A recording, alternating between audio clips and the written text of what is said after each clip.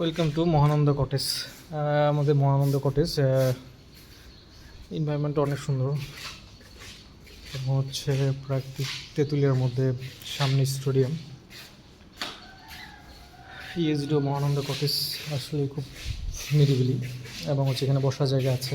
এটা দোতলা, নিচতলা এবং তিনতলা রয়েছে আরও। রুমের কোয়ালিটি এবং রুম মোটামুটি অনেক ভালো কোয়ালিটি।